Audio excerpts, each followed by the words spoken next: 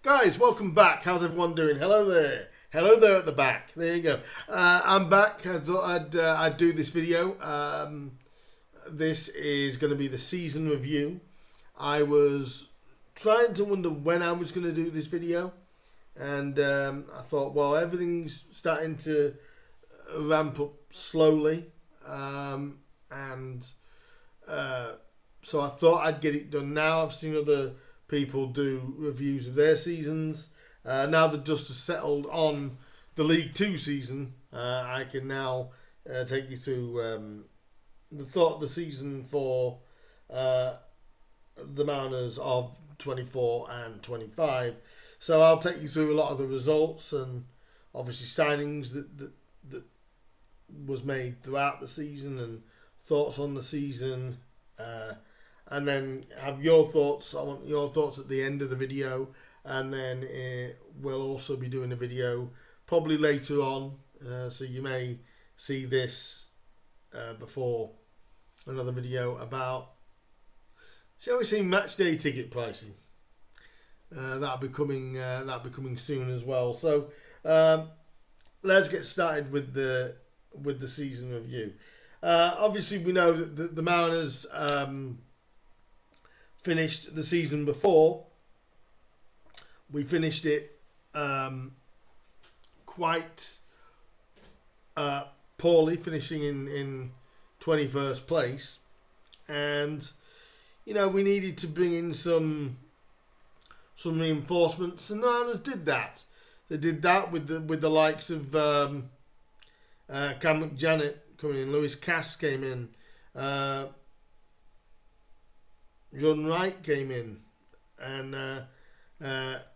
Jasens Van Dawson came in as well as Jordan Davis on loan and Luca Barrington. These are the sort of players that were signed. And the very first signing of the summer was Barrow's Terrell Warren.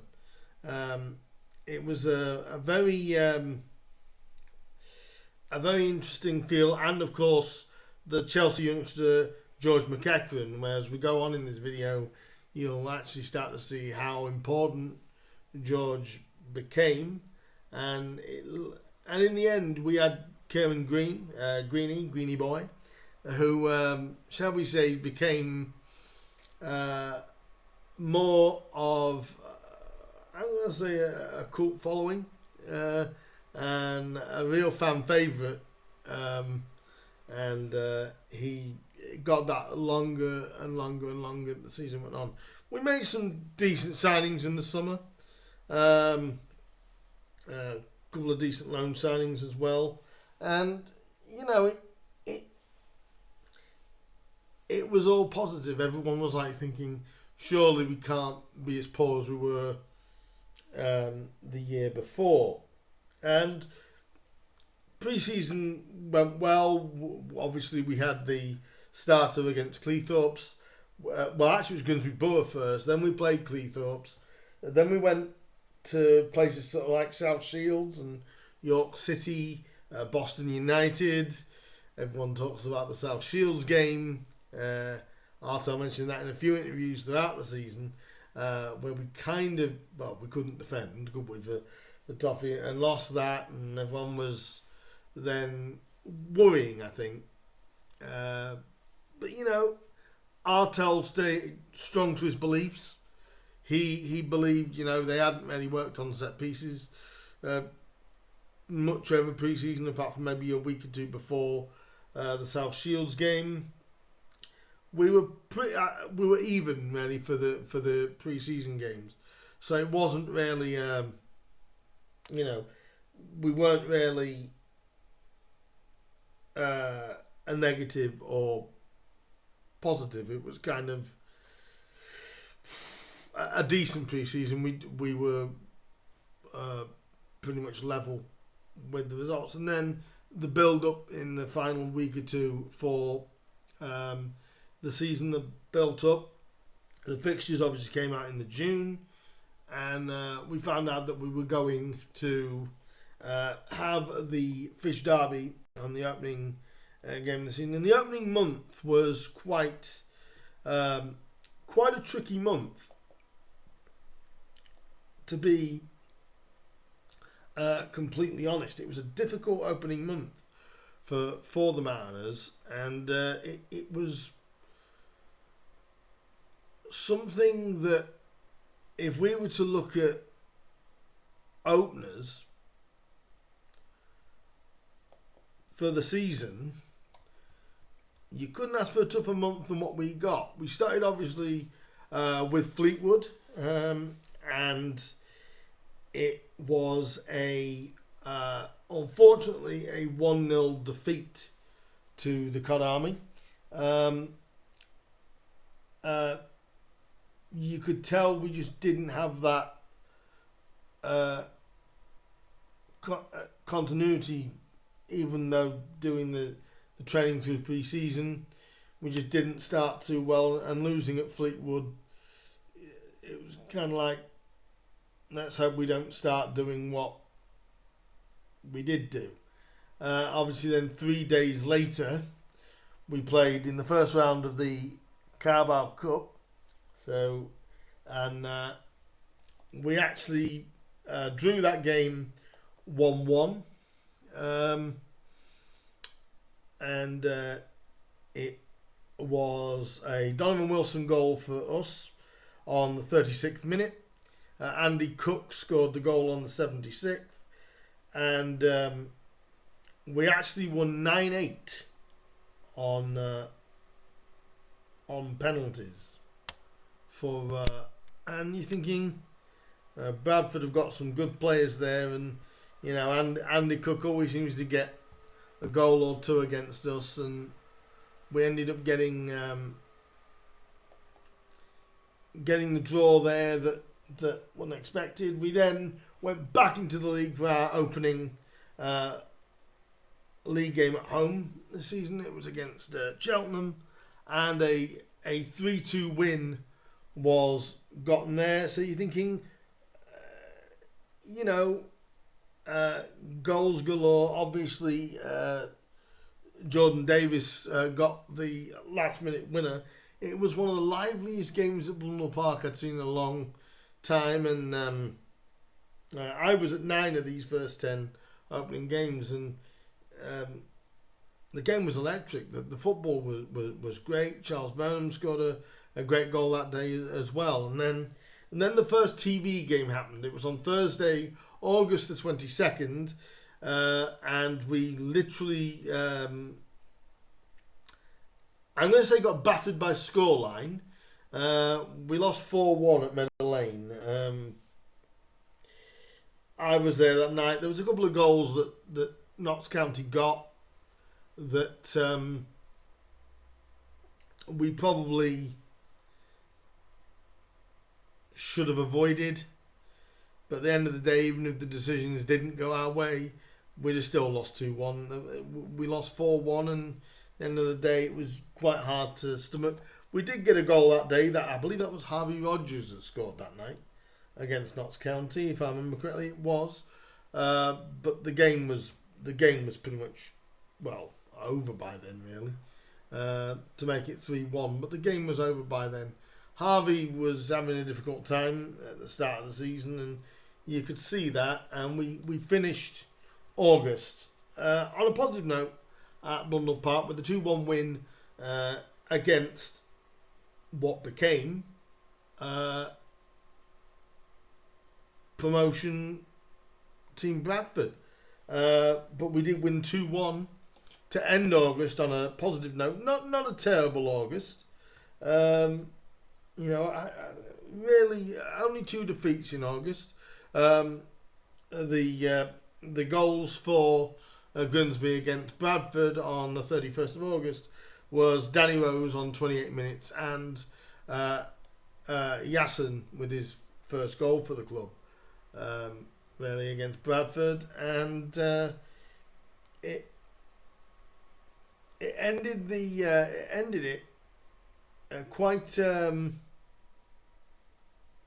the month fairly positive, and it was a good feeling. It was a good feeling. It was a decent month, couple of dodgy results, but you couldn't really fault the opening month. obviously we'd added two more players to the team during. We didn't do much during the summer window. The last couple of weeks, we tried to do more, but we didn't do it. We ended up then going to start September. Shall we say, not the best possible way. It's a good game again. We started away at who ended up being playoff bound Chesterfield, 2-1. Again, I was there for that, and it was a good game again. Chesterfield, we always have good games with Chesterfield, but they ended up, even though with 10 men,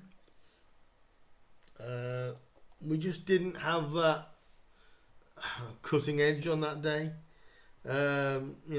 James Berry and McCanday scored their goals. McCanday just before half time. Charles Burnham with a fantastic strike from about 25 yards out from Chaz Burnham. No stopping it from the goalkeeper, but we just couldn't create enough to really get another one. We pushed, but we didn't quite manage it. If we go further on into the month, we followed that up with a 2-1 defeat at home to Barrow. So you're seeing sort of like the inconsistencies of Grimsby at this moment in time. 2-1 defeat at home to Barrow. Wasn't the best game in truth. Kieran Green got our goal, but Vassell and Foley scored for Barrow. And you're thinking, we had that good end to August, and then it just, we started September in the worst possible sense. But something then, I realised, started to click a little bit in the league form. We then played Bromley and then Carlisle. We got a 1-0 win against Andy Woodman's Bromley on the 21st of September. The goal was, shall we say, it was a good one, and it was a pleasing result. Really, we needed that, and McJanet was being an absolute solid person at the back. Harvey Rogers had sort of found his form. Denver Hume was starting to show his presence and full expertise at wing back. But we got the 1-0 win over Bromley, and then we finished the month at Carlisle.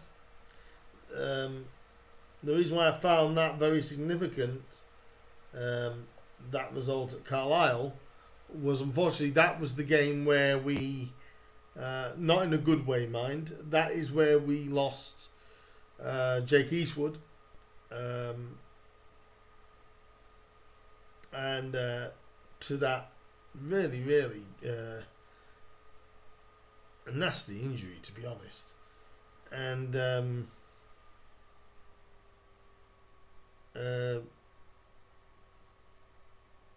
but we actually went behind in that game. Now before this, Town were not very good at coming from behind. We hadn't done it all season up to that point, and when Lavelle scored the opening goal, and then you're thinking Town ain't going to get back here.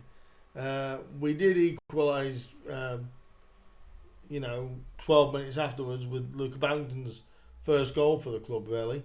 But then Sadie 3 minutes later scored for Carlisle, and you're just thinking, oh no, this is going to be not going to be another one, is it? We just won that. We want to try and back that up. And Lewis Cass and Harvey Rogers got a last minute winner for the Mariners to keep the away form going. That was for sure.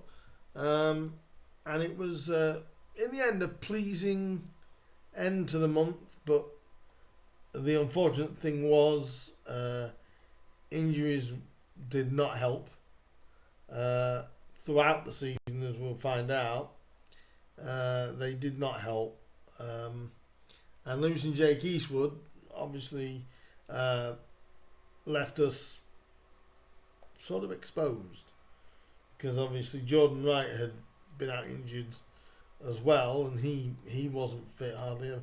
So we ended up really having to go into the emergency loan market to start October. Going back quick to September. So in September there was 2 wins and 2 defeats.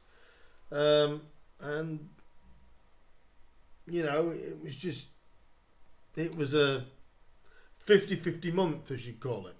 Like I said though, losing Jake Eastwood to that nasty bit of equipment, whatever was on the goalpost, for his knee, we obviously had to bring somebody in on an emergency loan because Jordan Wright wasn't fit, and we needed something. And again, going away, we felt quite confident going away. I always said we had a team to play away, you know, and we brought in Jackson Smith on loan from Barnsley, and literally he just joined the squad, I think, the night before. And you're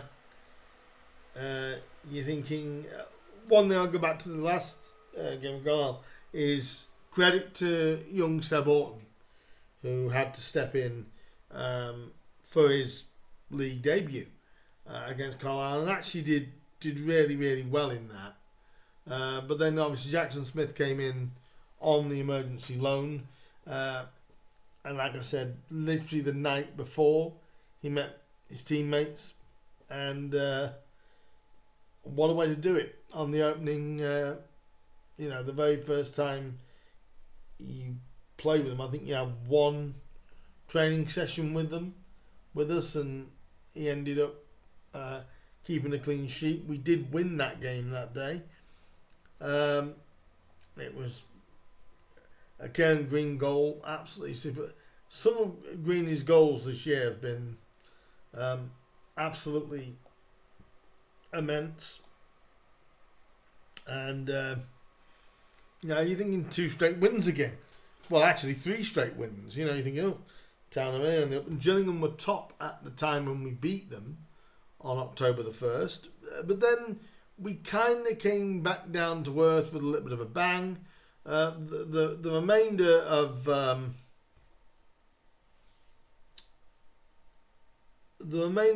October was kind of like,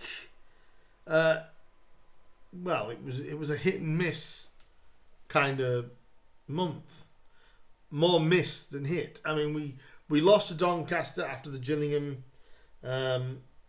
defeat. Did not really play well that day.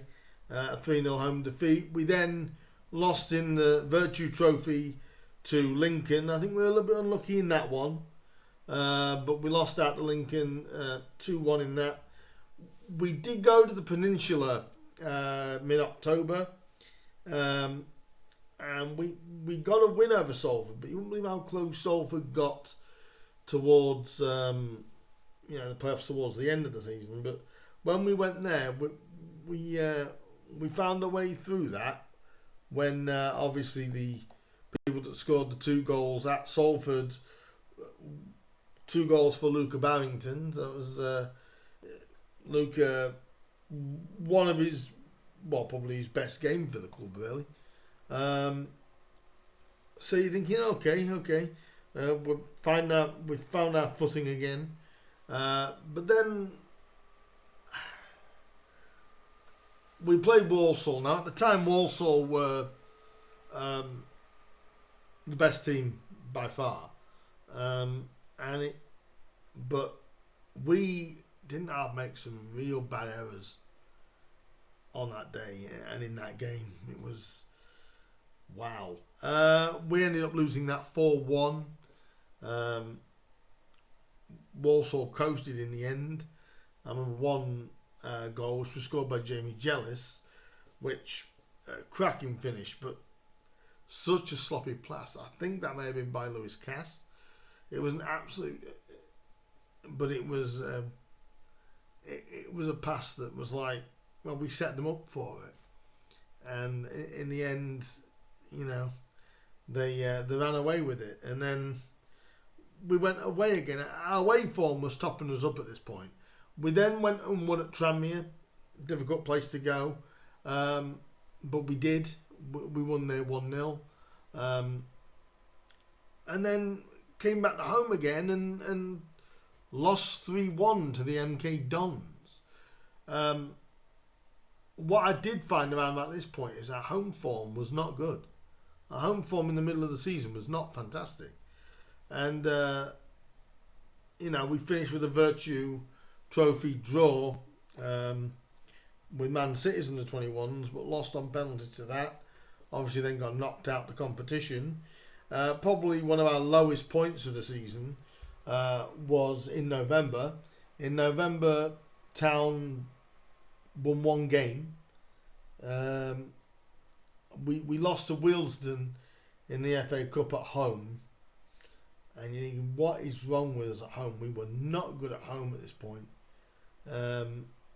People always felt like, no one feared coming to Blunder Park because anyone could win there, and Wealdstone did. Credit to them. And then we did what people would class as the typical Grimsby thing at the time. We went to top of the table AFC Wimbledon and won by a 1-0. It was just, ironically, the team that ended up getting up through the playoffs.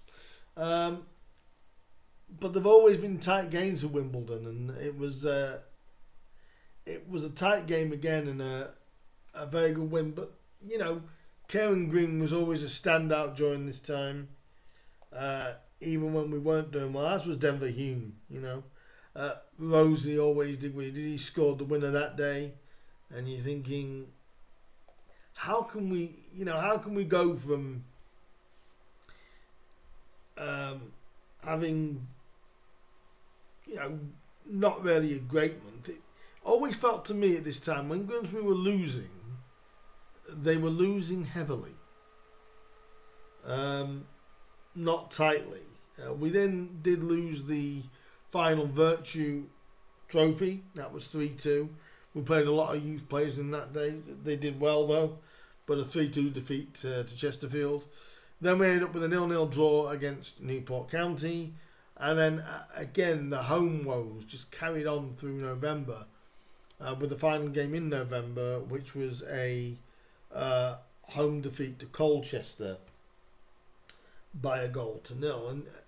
And at this point, I think there was a level of pressure on David Artell up to this point because it was just not really good enough. Like I said, we had the players that were trying to do the best, but it's like, I know there was some discontent with the fan base. We were. I had a bit of discontent myself. We moved in December. December was big for us as a team, really. Probably one of our most consistent. For when we were good, we were good. And when we were bad, Because if we look through December's results, a 5-2 win to start it on a Tuesday night against Accrington, then a 3-0 win at Morecambe. So you're thinking, 8 goals, can we... And then, again, home again. Home form in the first half of the season was actually atrocious. Was appalling because we lost 2-0 to Crewe. We then had Ian Holloway Swindon. Ian had only been in there a couple of months, and his team schooled us with a 3-1 win for that. Then we bounced back with two. We ended the year though with two back-to-back wins against Harrogate and Port Vale at home. Port Vale won a right sort of dip at the time. Goal scorers in those two games. In the Harrogate game, the two goals were scored by Evan Curry and ever so improving Yasin Svan Thorsen throughout the year. Yasin got better. He got to the point where he was prepared to take players on. Once he was able to do that, he became far more productive. Evan Curry obviously having his most productive season in general. And then against Port Vale, when we won 3-0 to end the calendar year, Cam McJanet, Doug Tharman, Yasin scored 2 in 2. And you're thinking, great way to end the year. And, you're positive as you head for New Year's Day trip to Accrington. And really, this was a game that we really, really should not have lost. If we head into January, obviously everyone was a bit buoyed, but then, we went ahead through Kieran Green, great goal. Evan Corey put us back in front after Benjamin Wood scored not long after Kieran's goal, but then Sean Wally and Benjamin Woods, they sealed the win for Accrington. But it was a result we felt like we were the better team throughout that game, and we just, I don't want to say we collapsed, but we sort of did. And this led probably to if I'm honest, it led us to probably our worst period of the season, where we couldn't buy a win for Toffee, especially throughout January. Obviously, we bought 2 or 3 players in January. January is always a difficult window. Dara Burns was bought in around about this time as well. It is a hard window to do the business in January. But in that time, we lost 3-1 at Valley Parade. In the end, no doubt there. It was 3-1, but it really was so comfortable for Bradford. It was unreal. It was just well done them. We drew at home with Chesterfield. Then we lost to Barrow, and then we drew at home to Gillingham. Obviously, by this point, Jordan Wright had took over the reins by basically mid-December, and there's a couple of mistakes that Jordan was making with his distribution at the time, but January was probably our worst month of the season for results. No wins in January, only 2 draws. So only 2 points from 15 in January. And that, that was, like I said, probably the worst month results-wise of the season.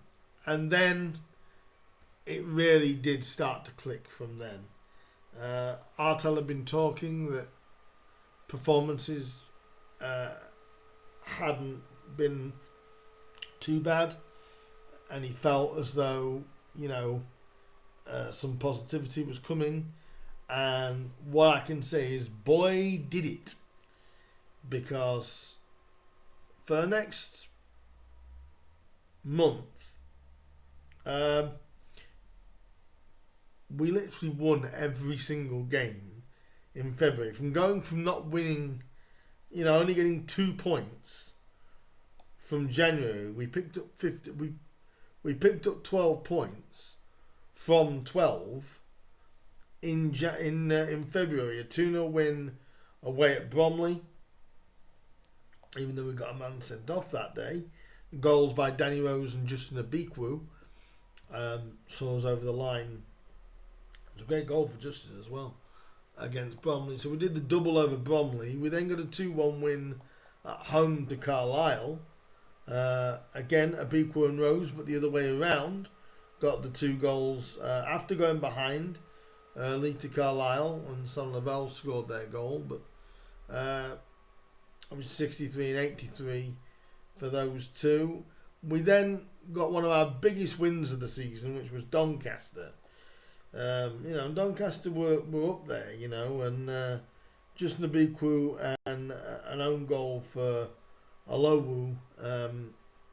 So even though Rob Street scored late on, that was one of the best wins I think we had last season.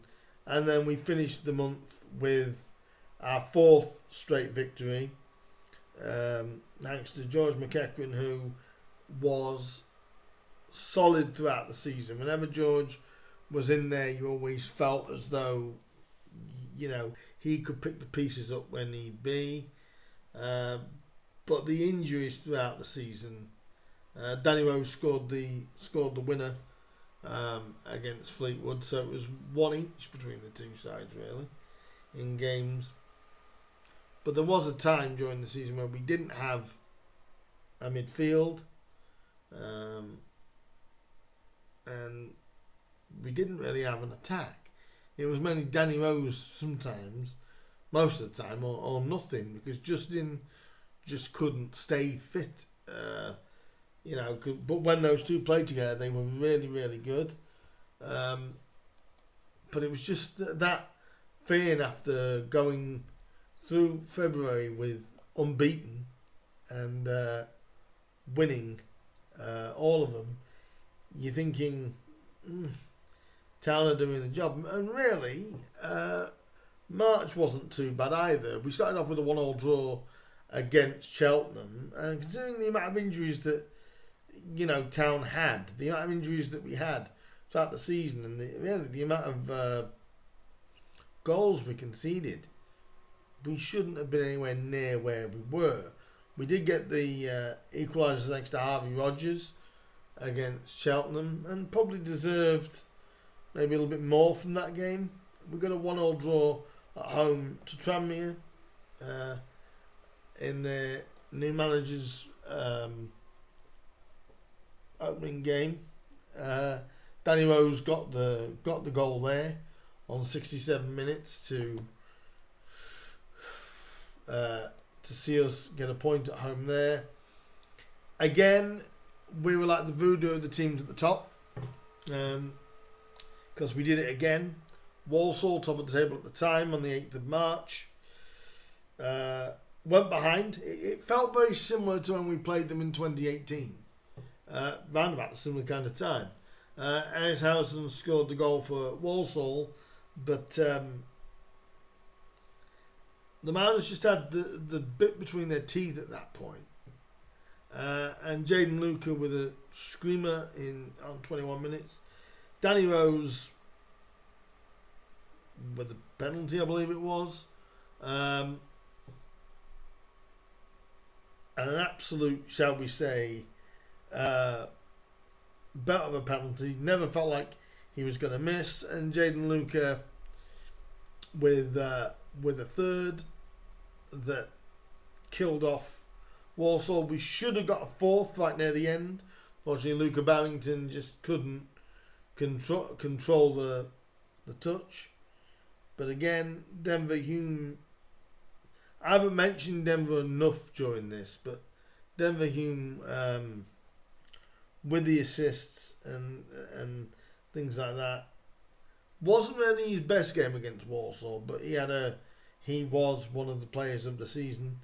And Van Dawson and Karen Green got the assists on that day against Walsall, and it made sort of fans believe that we could achieve something this year. And then we went on a slight, when I say a slight dip, it was only a couple of games, but Notts County did the double over us 2-0. And I always said throughout the season, one of our biggest issues was conceding. And really, the record shows that in general. We lost 2-0 to Notts County, then lost 1-0 at home to Salford. Our home form had been okay throughout, obviously, February and throughout March. It hadn't been all too bad, but was still better away, and obviously losing to Salford. But then we quickly sort of bounced back. 2 back-to-back wins, one 1-0 win against Newport at Mundell Park, and a 2-1 win at one of the worst pitches I think I've ever seen playable at Colchester, but we ended up with a 2-1 win there. And yeah, that did have everyone believe that, you know, playoffs were definitely in our sights. How in the world that, you know, we're up there though, because our goal difference was absolutely awful. But Kevin Green and Evan Corey scored that day. Foreman or Eggwood scored that day for Colchester. And you're thinking, you know, going into the last, 7 games of the season, you're thinking, you know, why not? Why not have a go? And then obviously this was one of the games where we didn't have a striker. Danny Rose had took a knock. He wasn't available for Crewe on April the 1st. And that's tried but a 2-0 win, a 2-0 defeat to Crewe. I think that was Crewe's last win actually of the season. But we did bounce back with a 3-1 win over Morecambe.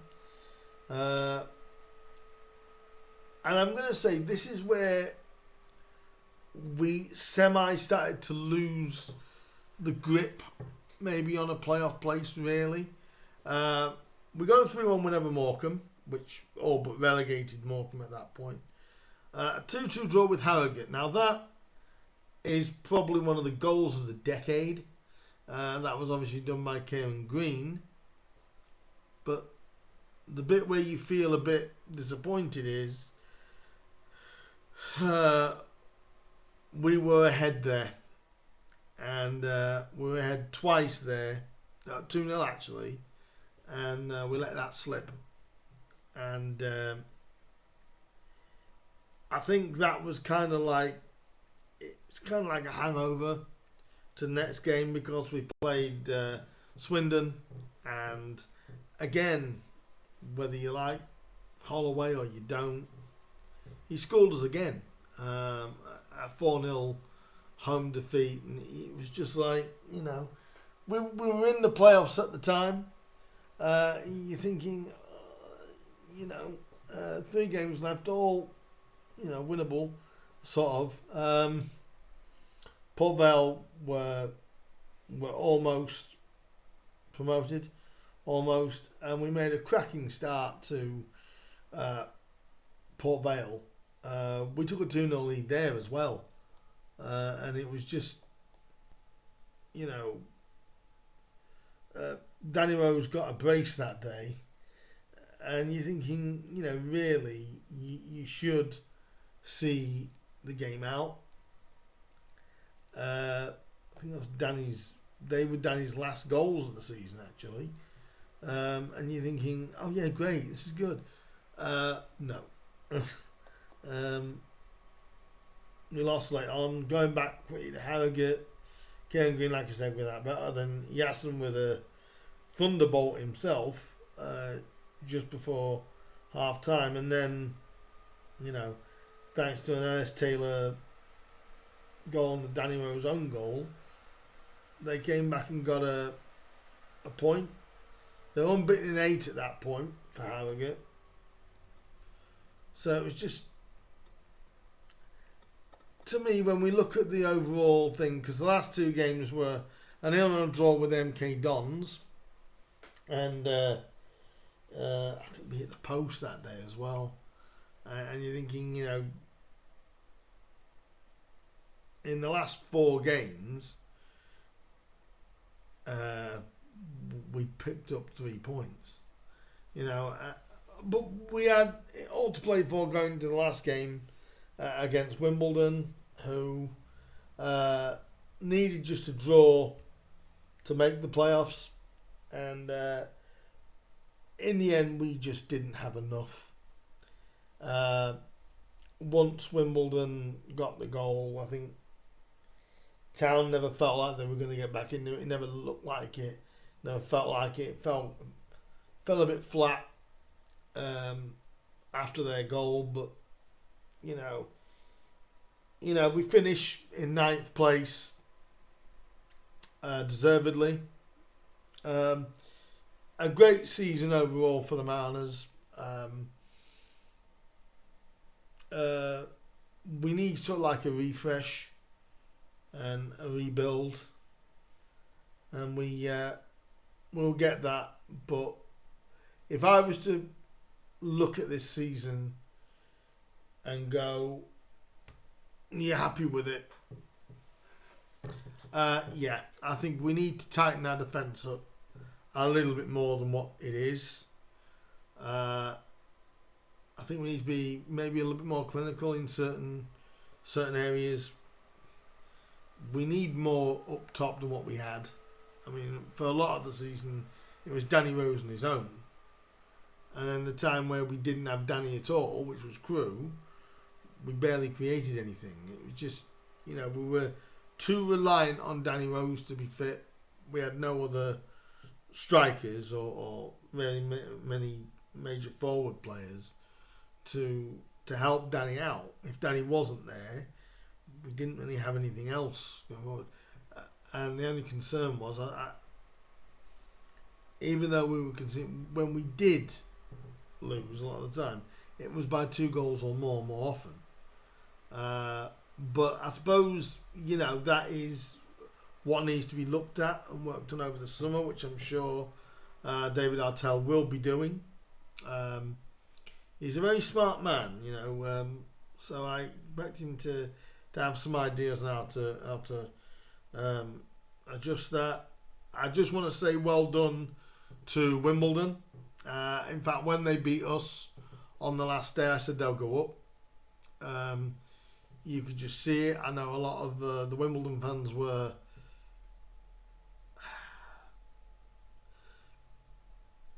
just basically, it's not good football. It got them into League One, didn't it? 4 1-0 wins from our game against them on May the 3rd. They did 1-0 twice against Notts County and beat Walsall by a goal to 0 to get up on Bank Holiday Monday. So well done to Wimbledon on their promotion. 23 teams have been settled for League 2 next season. We find out who the final member of League 2 next season is going to be. That'll be happening on Sunday when Oldham excuse me, I nearly forgot who it was. When Oldham play Southend.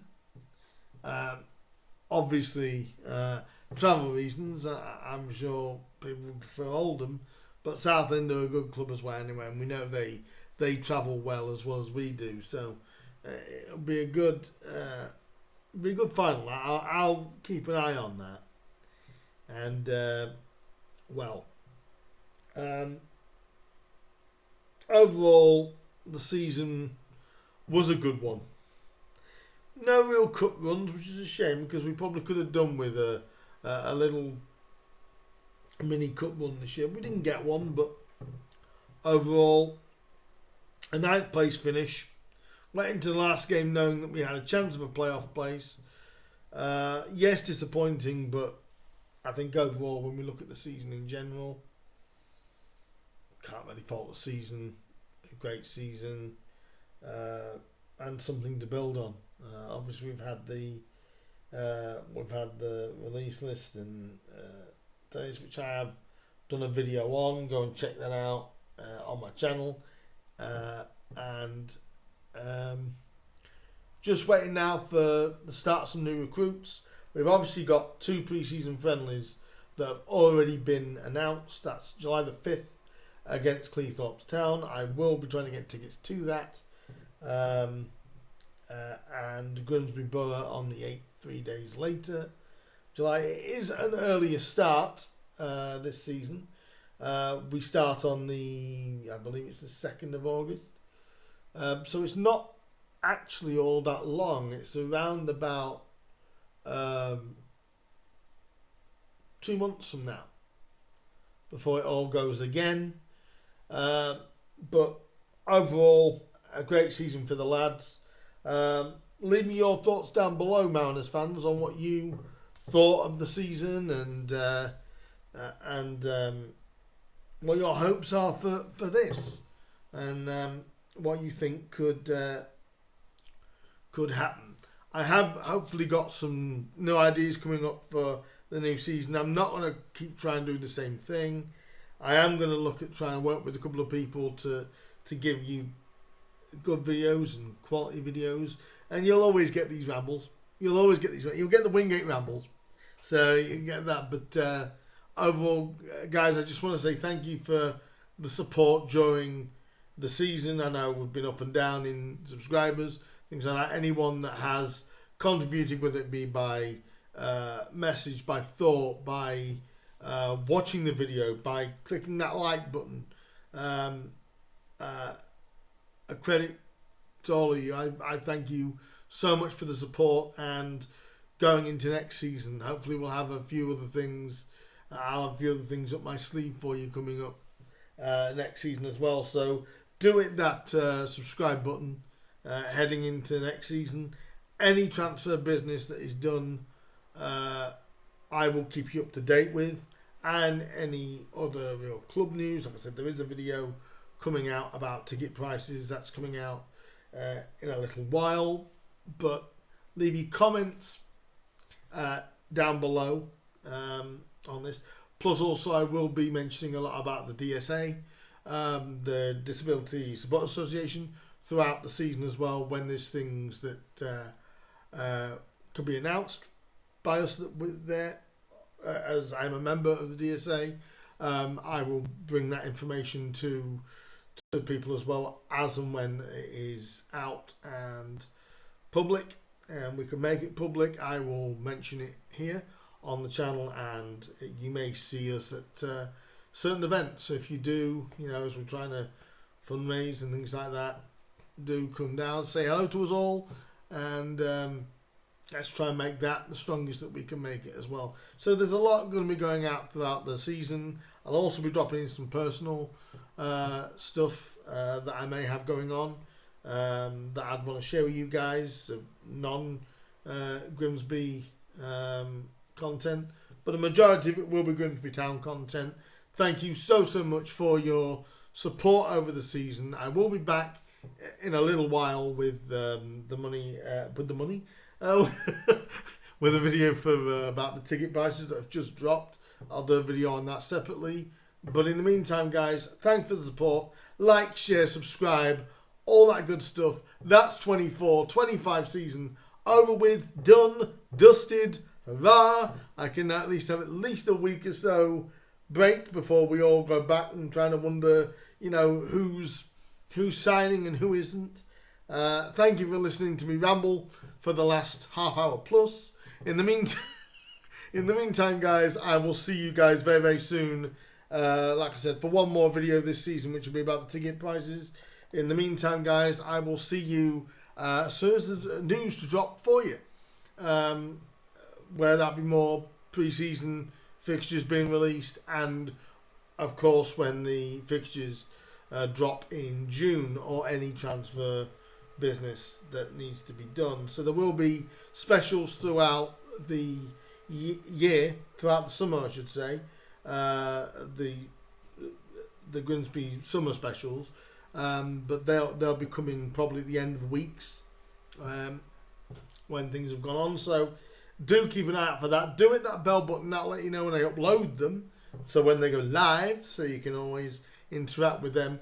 Do keep your comments coming in, please.